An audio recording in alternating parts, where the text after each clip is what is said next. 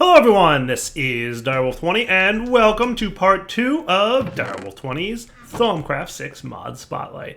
Today, my goals are to cover Infusion and possibly some of the more advanced aspects of Alchemy, and we'll see if we get into Artifice or not. We have a lot to cover because Thaumcraft is a pretty big mod, so let's jump right in, taking a look at Infusion. So thus far, we've discovered that we can apply V to objects using Alchemy, but we need to get into Infusion to advance further into our thaumaturgical research. So we can infuse objects with the Essentia using an infusion table, and you can see here that you need some observations around Arcane Infusion, so using your thermometer there to observe stuff, and you also discover Aurum and Percantio, the different aspects there. Anyone can enchant an object with magic that lifts it into the air, so we're going to take a look at all the cool stuff. So, discovering Infusion.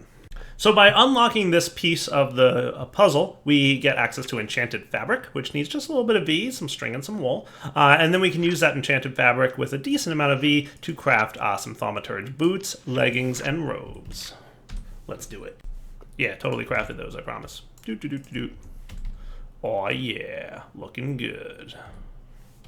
Now that we've discovered Infusion, we can check out the Arcane Infusion section. We're going to need to learn basic Infusion. I am now ready to begin crafting enchanted objects and tools. I've drawn up designs for some banners to decorate my lab. I can apply a file of Essentia to them to have them display that Essentia symbol. Cool. So we can make banners, which looks pretty neat. And then we can apply some Essentia to them. Sounds cool. And then once we've gone through there, we can learn about Arcane Paving Stones and Infusion. So let's take a look at Infusion. Arcane crafting and alchemy can only go so far. Let's take a look. So you believe that it should be possible to infuse objects with Essentia directly. You could, for example, infuse a stone with air V and a feather, and it would result in a very light stone. At least that is the theory. So in order to get through here, we need some theory for Arcane Infusion in addition to observation with Arcane Infusion. So let's do some research real quick off camera to get theory Arcane Infusion.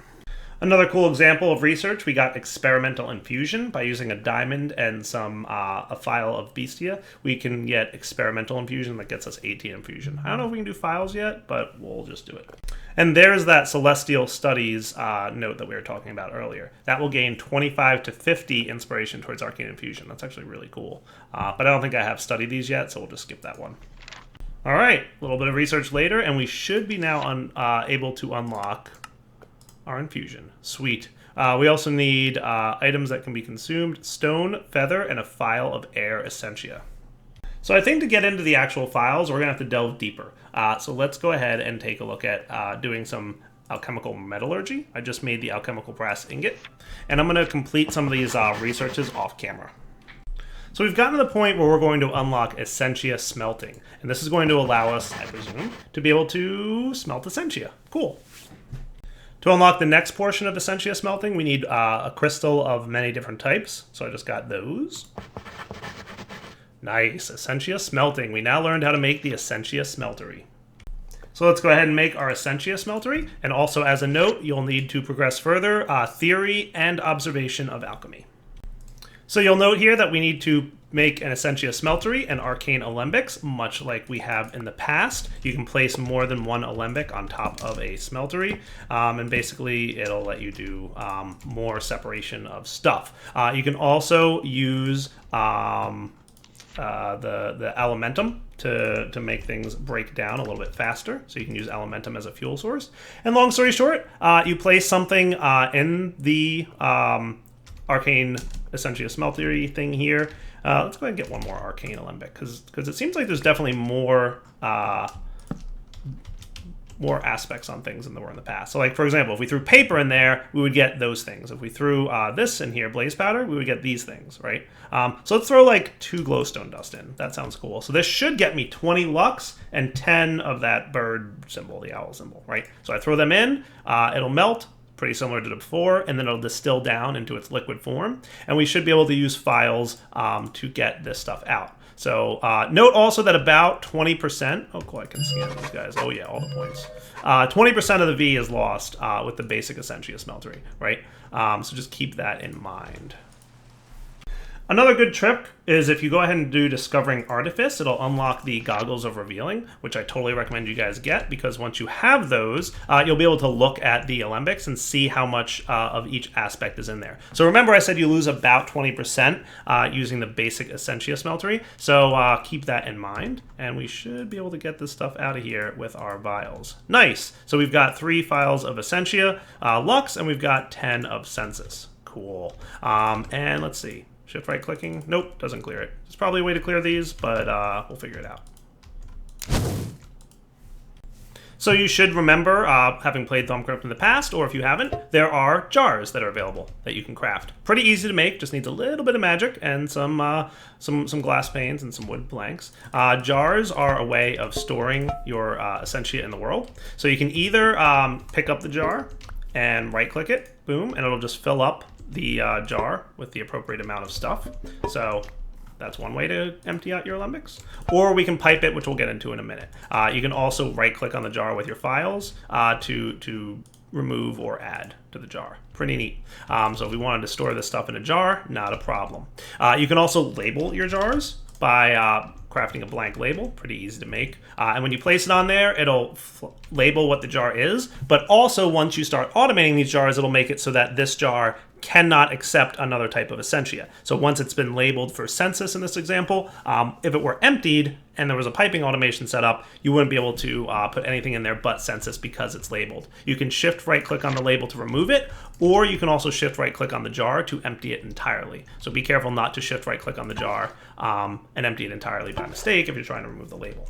One other thing you can do is put a brass lid brace on there, and that will prevent anything but pipes from automatically adding to or removing from the warded jar, and I assume there's a purpose for that later. You can break the jar to get the jar itself and the brass lid brace back. And that's all covered in the jars section, which was unlocked automatically, so that's cool. But speaking of tubes, let's take a look at tubes.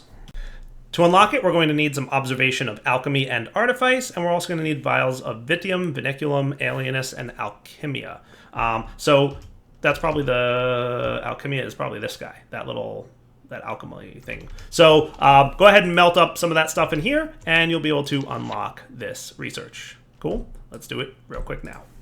So once you've got the appropriate vials of all those things, we can unlock Essentia tubes. Excellent. Whoa, that's a lot of stuff. So with pipes, things are a little bit tricky. So I want you guys to understand how it works. When you connect a pipe from a jar to a system, a certain amount of suction is applied. So jars by themselves, and you can determine the suction by using the Essentia resonator, have a 32 suction type. So basically it's sucking with a strength of 32. And that's subtracted by 1 each length of pipe it goes down. So this pipe is sucking at 31, this is at 30, this is at, so this is 1 block space, right? So that's 30. And the alembics don't have any suction applied. So when we start, for example, breaking down glowstone, right, we'll see that turns into this stuff and lux, right? So you would think that you can just like hook these things up, no problem. You're kind of right? So this thing sucked out. Now once the jar has a certain type of Essentia in there, it's now sucking out that specific amount. So before it was 32 untyped, now it's 32 census. So it's saying, hey, anybody who's got census nearby, I want it. So it's going to pull census with a strength of 32. Pretty cool. Now, if 2 pipes are fighting for suction, you're going to run into a problem. And you can see that problem when there's gas escaping from the pipes. That indicates there's a problem. So right now, this guy's trying to pull with a strength of 31 census, and this guy's trying to pull with a 31 of untyped, right? And that's bad times for us. So we can't, as a result of that, get the lux out of here very easily. So there's a couple things you can do, and I'm going to let you guys read through the Essentia tubes. There's different tubes you can make. So there's valves that can turn on and off suction. There's filtered Essentia tubes that can specify exactly what type of Essentia is allowed to flow through it. There's restricted tubes that have the suction passing through them. There's directional tubes, which only accept suction from one direction. And then there's a buffer that has a very small amount of suction, but it can hold a bunch of different types of Essentia. So it's pretty tricky. You have to like create some neat systems to mess with the tubing, but it's also fun to build with. So it's up to you guys if you want to play with that or if you want to do some other ways of getting things. So one option might be to place down this guy, which you can toggle on and off, right? So right now he's got over here we've got a 30 census, but if I right click this dude, you'll see that that suction goes down and then we're no longer pulling that out. But we have nowhere for this lux to go, right? So what we can do is connect to this guy like so, and you can use your glove to disable connections between pipes. And if you want, you can shift and F to remove your focus so that it's not actually casting spells when you're doing that. So here's one approach, right? What we could do is break this connection. I actually kind of want you to be here, and then I'm going to have you off and connect it like this, so that if I want to get this lux out, I can open the valve and lux is going to be allowed to flow in because there's no competition for suction, right? And then I can close the valve. So if I want, I can continue to do that like so, right? So we'll turn you guys off. We'll make some connections here. So then if we broke down something different like redstone, right? We wouldn't want to open this valve because, you know, he's going to try and pull census. And if both valves are open at the same time, we'd have competition. So closing this valve, this one's the only one open, it's going to allow that stuff to flow in there. And there it goes. Cool. It should be noted that there are upgraded Essentia smelters. So the Thaumium smelter works just like the basic one, but it's only 85% efficient instead of 80, meaning there's not a bunch of improvement, but it's a little bit better. But it also breaks down the Essentia slurry at double the normal speed. And it also looks like there's a void metal Essentia smelter that requires some further work in alchemical metallurgy. I'm only part of the way through that research. Let's take a look at improving Essentia distillation part 1. That sounds cool. So an auxiliary slurry pump is a way to make Essentia smelting faster and more efficient. Each auxiliary slurry pump placed on the side of a smelter acts as a secondary processor, outputting refined Essentia to any alembics placed above it. Neat. Let's check out making one of these guys. So if we were to, for example, throw something like steak in here, we'll notice that we're going to get, I'm going to turn off this valve. Cool. Looking good. So it definitely looks like it ran a little bit faster and did a nice job of doing stuff. So we still have a little bit of loss occasionally, but it does look like it was a little bit more efficient. We got, you know, it looked all right. Cool. Neat. We can also reduce the amount of flux generated in here by completing this research and make an auxiliary venting port. Cool. Real quick note on research, it is definitely possible to go above 100%, and when you do so, you might get 2 points instead of just the 1. Neat. Now let's take a look at the Essentia centrifuge, for which I needed theory alchemy. Cool. This will allow you to break down Essentia into its component parts. Remember over here on the left, aspects of Essentia. So for example, if we needed some Precantio and Aqua, we could go ahead and get some Alchemia and break it down into that Precantio and Aqua. Do note, though, that only one of the components is created for each point of Essentia broken down. So basically you pipe the complex one, Alchemia, into the alchemical centrifuge, and then you'll either get Precantio or Aqua from that. But now that we've gotten better at managing our alchemical breakdown of materials, we can go into some more automation with things. Dun dun dun, alchemical automation is available to us now. So up until this point, we still had to do our alchemy in the crucible to craft things like nitor, remember? So if we were looking at nitor, we would know that crafting it requires having Potentia, Ignis, and Lux, and some glowstone dust dropped into there. Let's go ahead and use the new automated alchemy system that we just discovered. So first off, in order to make this, we need a crucible with 2 alchemical constructs placed on top of it. So let's get those alchemical constructs and place them on top of our crucible. You no longer need to feed it water, but you do still need a heat source underneath. And you're also going to need some Salus Mundus on here to go ahead and activate this thing. Nice. Cool. So let's say we wanted to make Nitor using this neat system.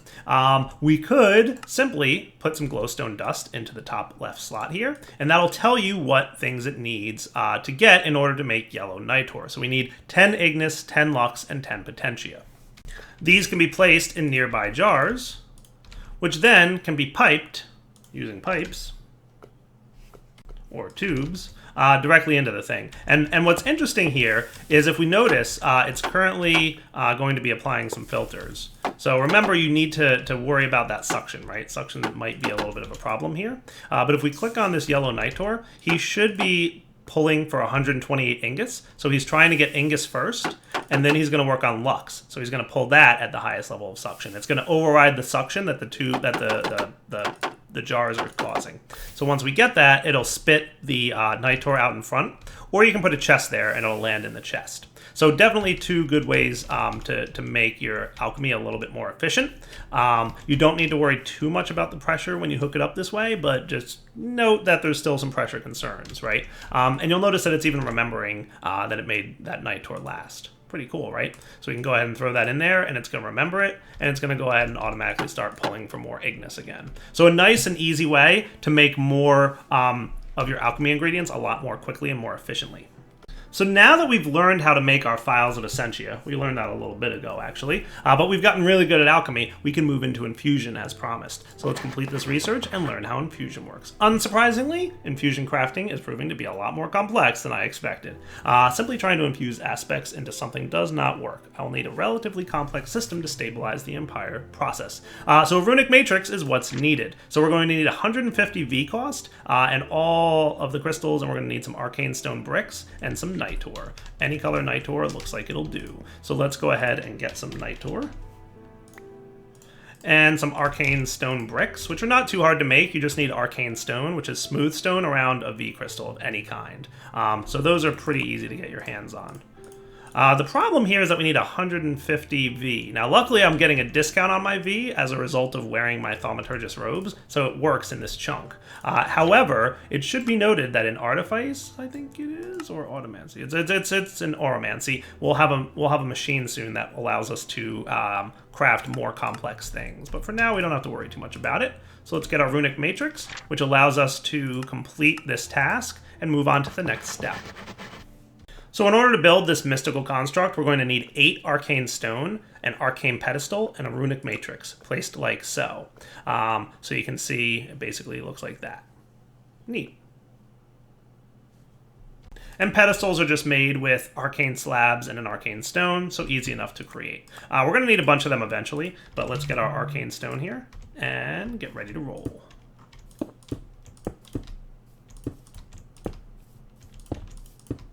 And I believe you want to have this up here. And then hit it with some Salus Mundus. And we've formed our alchemical construct. Nice. Now, those of you who've played Thaumcraft before are familiar with the instability mechanic, and that still exists.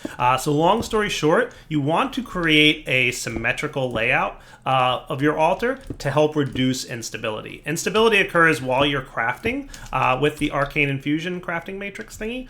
So long story short, if your layout is non-symmetrical or starts to become unstable, there's some bad effects. Sometimes lightning strikes, sometimes flux gets generated, sometimes items get knocked off pedestals, and the longer the crafting goes on, the higher chance for worse and more of these negative effects to occur. So you want to be really ready to do your craft before you kick it off. And keeping things symmetrical is good. So having some arcane pedestals around here in a symmetrical formation and placing the items in the pedestals in a symmetrical formation will help to reduce that instability. And also noted in the book, there's other ways to reduce instability. You can place occult paraphernalia around things like candles, skulls, etc. To help reduce instability, and they again have to be in a symmetrical formation to help balance things out. In order to craft, we need to place an object in the center. That's what's going to be infused into. We have to place objects in the pedestals around it, and then we're going to also have to have some of this liquid Essentia stuff in jars nearby for it to draw from. And then to kick off the crafting, we have to hit the top object here, the runic matrix, with our caster's gauntlet, and that'll kick it off. So let's check out what kind of cool stuff we can craft. Hey, a cloud stepper ring. That sounds cool. A simple bauble. So let's see what's involved in making it. It makes the wearer lighter, greatly reducing falling damage. Additionally, it can create a momentary puff of air below the wearer when they jump, allowing them to perform a second jump in mid-air. So in order to make this, we need a basic mundane ring, and we need a feather and a V crystal and 50 air. So let's get this ready, right? So we're going to need air. We're going to need 50 air in a jar nearby. And, you know, traditionally, if you weren't, you know, doing a mod spotlight, you would probably get this air courtesy of the processes we just described, right? And it's not a bad idea to have a little bit extra because, like I said, things can sometimes go wrong and you might want some extra air handy, right? So then we'll also need a feather. And remember, you want these to be symmetrical, right? So by placing a feather here, the opposite corner is where you're going to want to place the air crystal. And then we're going to need that ring, that mundane ring. And in order to make one of these, it's just alchemical brass nuggets in a circle like that. We may have unlocked that already, or maybe not. But let's go ahead and throw it on here and see what happens. So if I right-click this, it should begin the crafting process. So first off, it's going to start drawing some of the Essentia out of the adjacent jar nearby. There it goes. Cool. Nice. Go, Essentia, go. And you'll notice how much it needs to draw still by looking at the top block. Now that it's drawn it, it's going to draw the Essentia out of the items on the pedestals and complete the craft. Obviously, there's going to be more complex crafts going on in the future. We've just created our first bauble, which we can equip in a ring slot. And just for demonstration purposes, I'm going to get rid of my angel ring here, and we can just demonstrate how you can now jump in midair and have a neat little puff of air underneath you. That is a cool looking particle effect. I like that thing. Very nice. Cool. So our first bauble. Hooray! And now that we've learned about transmitting Essentia through the air, looks like there's an advanced Essentia transport available in the Alchemy section. Let's take a look. Dun, dun, dun. We've cracked the method of keeping aerated Essentia stable outside of infusion. Drawn up plans for 2 devices. The filling Essentia transfuser can take Essentia directly from a pipe network or other Essentia source and transport it to jars within 16 blocks of the direction it is facing. The emptying Essentia transfuser does the opposite, drawing Essentia from jars within range and placing it within tubes or devices requiring Essentia of a specific type. So the filling Essentia guy here looks like it might be pretty cool. So let's get a few of these and try it out. So I'm thinking I don't need pipes once we get to this point. So if you like the piping system, cool. If you're not a huge fan, you don't have to use it all that long. So let's get some empty jars to demonstrate this. In theory, I should be able to place this on the side here, and it'll go ahead and automatically send the aspects where they belong. Cool. Look at that. Fancy. I love it. I love it. Now remember, it goes in the direction shown. Neat. That is cool. Man, that is awesome. I love everything about that. That is super cool. So, like I said, if you're not a huge fan of the piping system, you don't have to worry about it for too long. If you are a fan of building that cool, complex suction thing, totally a cool way to go. I like it. I like it a lot. And remember, this is a good time to start labeling your jars so that it sends the things to the appropriate place, right? So labeling jars is now getting to be a really nice thing to do.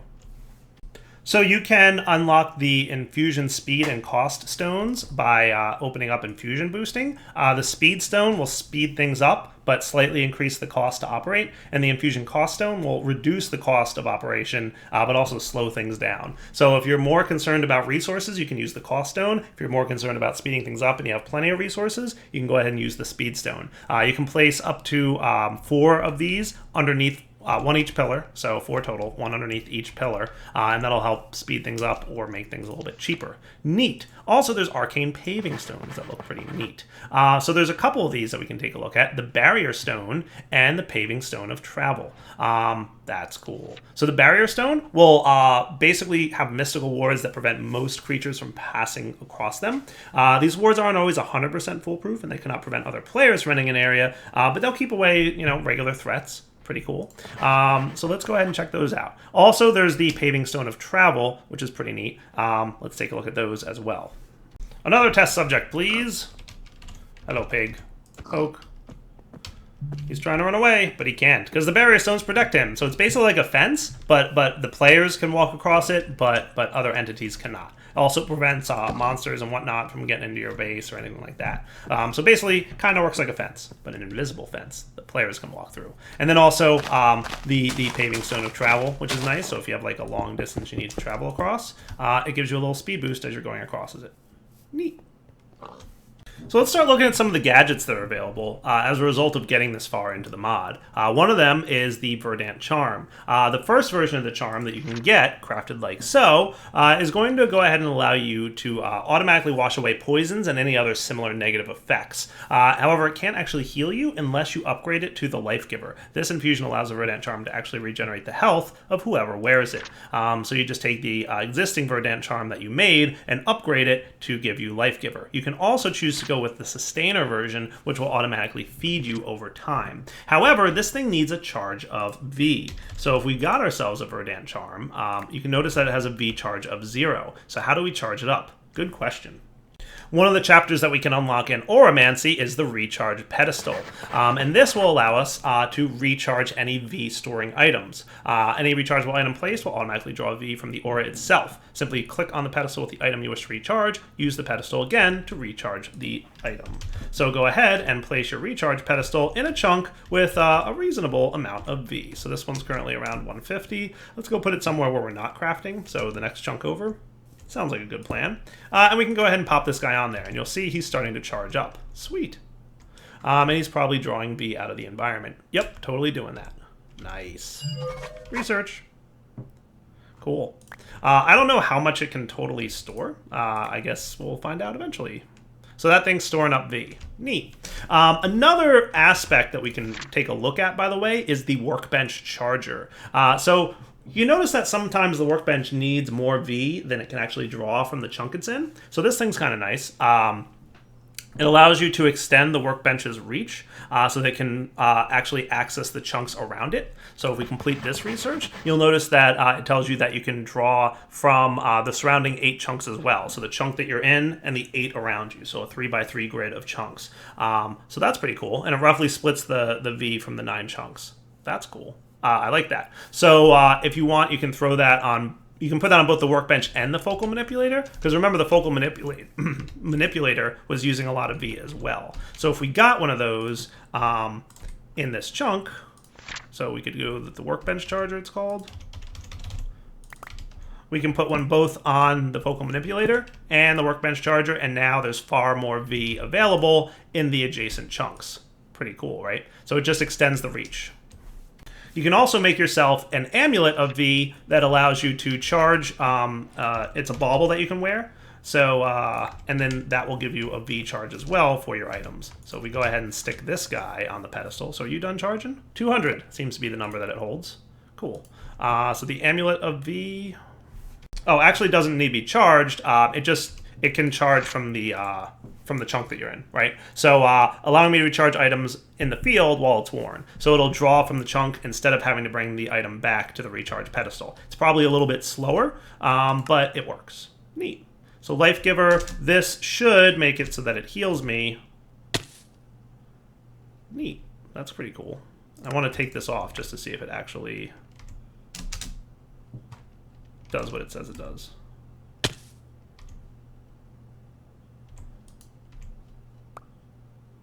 It is a bauble in the charm slot, so which slot does that go into?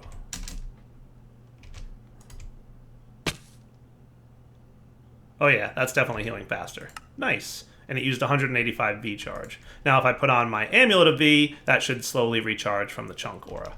Nice. Cool. So for the remainder of the Spotlight, I've gone ahead and used a cheat command to unlock all of research. So we'll be covering some of the aspects of Thaumcraft going forward without having to research everything. So check it out. We got Boots of the Traveler, one of Dyer's favorite boots, right? Boots of the Traveler. Sweet. So we can go ahead and equip these guys. Note that they do need a V charge to run, so you're going to either want an amulet of V or you're going to want to charge them in that pedestal. But they totally give you the ability to run and jump a lot better. And you can also swim faster. Definitely one of my favorite items from Thaumcraft. I'm so glad to have it back. Woot! The Thaumic tools have also made a comeback. You can see there's a bunch of nifty cool stuff that you can get with them. I'll let you go ahead and read the book. But just note that, if you take a look at the tools that are available, let's take a look at the Pickaxe of the Core. Does that sound like a good one to demonstrate with? You can right-click the ground and it'll kind of highlight any neat and useful ores found nearby. So you can see if we come over here and right-click this guy, it'll give you an idea that there's coal and maybe something else in the near vicinity. Neat. That's pretty spiffy. And you can also, while mining, you might get a cluster. I don't know if it works on coal, but it usually works on iron, and you can get some better stuff out of it. So like any metals that you mine, you'll get some better stuff with it. But it's a nice little magical tool, and there's a bunch of different tools with different effects. I'll let you guys discover them all. So in the first part of the Spotlight, we did cover making foci. And I want to go deeper into this now that we've unlocked a bunch of the focus options that are available to us. So for example, we've unlocked some mediums like projectile and bolt, and you can read details about this, right? So projectile discovered different methods to improve the utility of the projectile. So you can make them bouncy, or you can make them seek hostiles or seek friendlies. So let's try and make a spell that's going to automatically home in on a hostile entity and do some damage to it. Does that sound cool? Let's do it. So first off, we're going to go ahead and throw a better focus in there. So we unlocked the ability to make a greater focus. Nice. That basically increases complexity. So now we have the capability to get our complexity up to 50 instead of 15. Way more complex is available to us. And we're going to go ahead and remove this this touch one, and we'll go ahead and use projectile. Does that sound cool? And if we highlight projectile, we can affect things like the speed of the projectile, and of course the faster it is, the more V it's going to cost to cast. And we can also affect the options like the bouncy and seek hostile or seek friendly. So let's put on seek hostile here, and let's decide what we want to affect them with, right? So we already saw fire. Let's check out what elemental effects there are. Not much damage, but we'll knock anything back with air. Frost will slow down enemies. I kind of like the idea of that.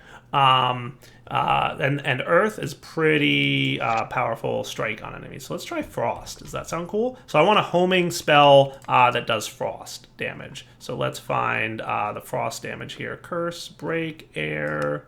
Should be in here somewhere. Frost. And your duration can be 4 seconds, and your power will be 5. Why not? That sounds pretty good, right? Well, 5 seconds. Yeah. So I need a V crystal of Modus and Gellum to get going. So let's cheat those in. Modus and Gellum. And we should be able to start crafting now, I think. Yep. Nice. There it goes. And it's going to go ahead and craft that new focus that I can't wait to try out. Go, focus crafting, go! And you can see the V cost. Nice. So we got that done. And now we can try this thing out. So this should seek hostiles. So let's go ahead and make a hostile here.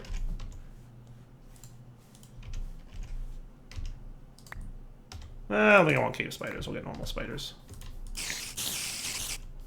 And give this thing a try.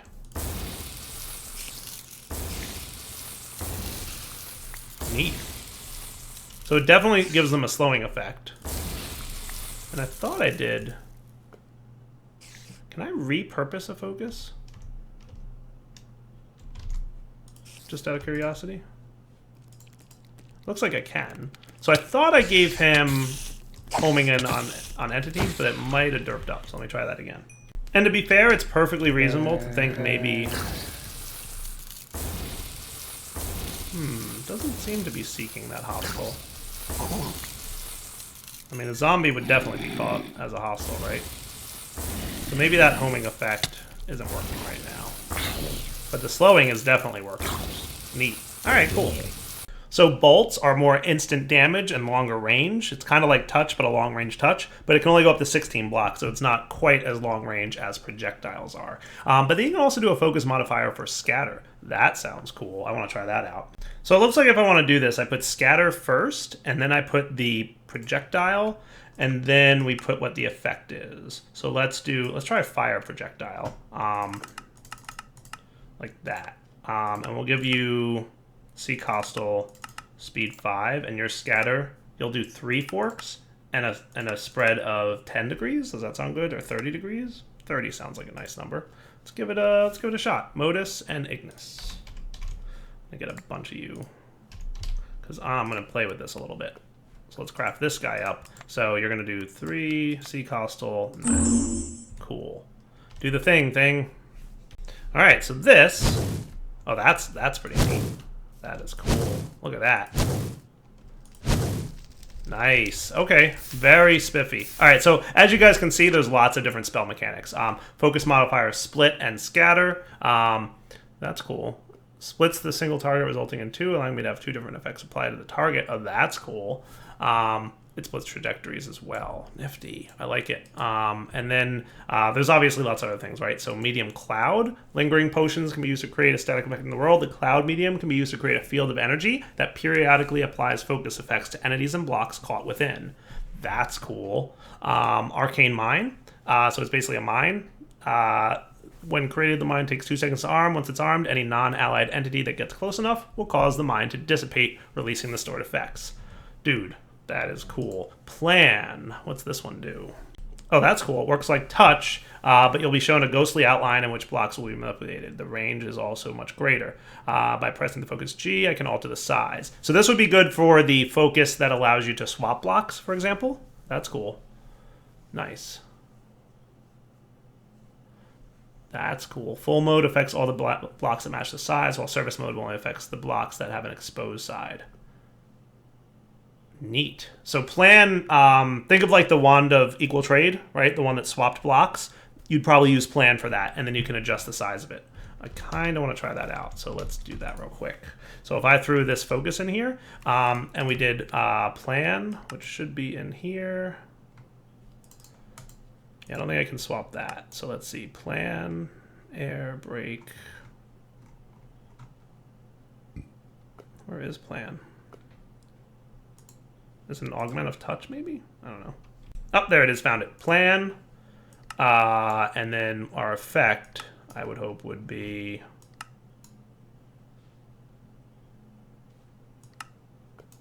exchange. There we go. Silk touch, no. Fortune, no. We're going to need Fabrico and Permutatio.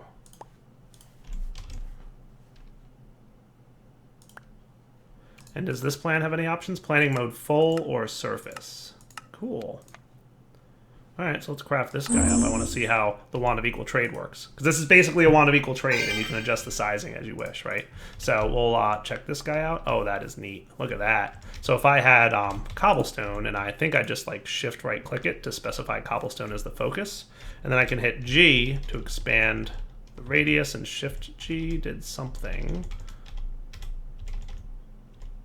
Oh, that, neat. Ha! Awesome. Awesome.